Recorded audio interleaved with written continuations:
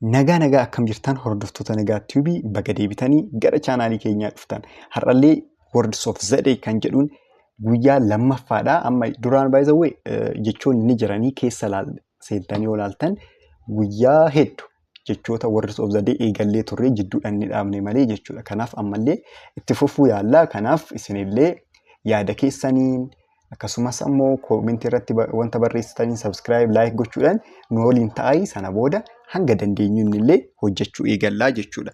Warroonni immoo dubbisan beeknee daariikta barachuu barbaadan nu dubbisaayii ni barattuu jechuudha. Rakkoon qabu jalqabarraa kaasnee afaan Oromoo illee afaan Ingiliffaas afaan Amaariffaas ni barsiisna waan ta'eef jechuudha. So kanaaf jechoonni lama isin fide keessaa har'a tokko maaf jedhaa? Brave jechuun maal jechuudha?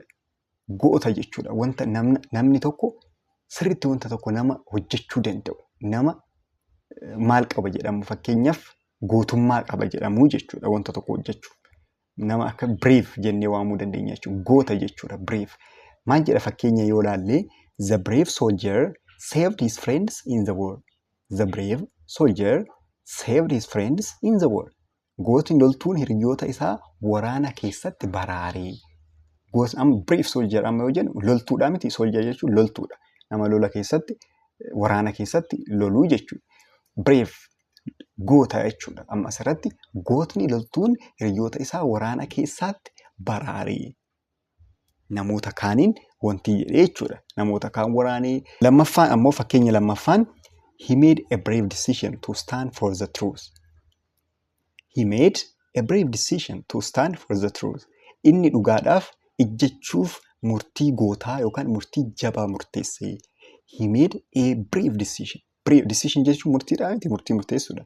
Decision jechuun murtiidha. Kanaafiyyuu to stand for the truth jechuun immoo dhugaadhaa ijjechuuf. Stand for the truth. Dhugaadhaa ijjechuuf maal murteessee? Inni murtii brave yookaan murtii gootaa murteessee jechuudha. Wanti takkaayyuu isa wanti hin jedhu jechuudha. So he made a brave decision to stand for the truth. Inni dhugaadhaaf ijjechuuf murtii gootaa yookaan murtii jabaa murteessee jedha jechuudha.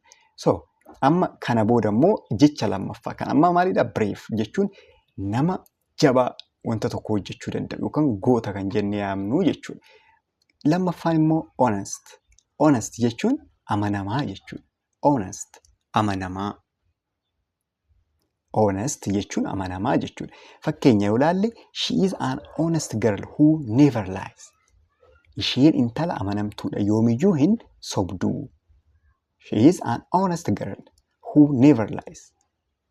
Lie jechuun maal jechuudha? Sobaa miti lie hin sobduu yoo jennu gonkumaan sobduu yoo jennu never lies. She is never lie. Amma asirratti she is an honest yoo jennu isheen amanamtuudha.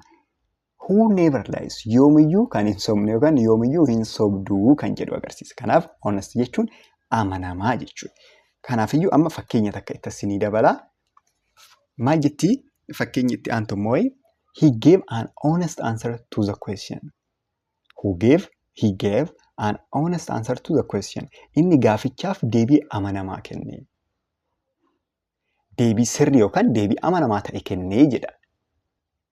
He gave an honest answer to the question. Inni gaafichaaf deebii amanamaa kennee kan jedhudha jechuudha. Egaa kanuma akka irraa fayyadamtan abdiin qabaa. Har'allee jechoota lama isinii fideen jira. Akkanumatti jechoota gabaabaa barreeffadhaa isiniin jedhee isinitti himeen jira. Akkanumatti na waliin deema. Guyyaa guyyaadhaan guyyaa lamaanis ta'uu danda'a. Akkanatti isiniifan gadhiisaa. Na waliin akkanatti vokaabularii keessan jechoota haaraa beektan akkanatti guddisachaa deema.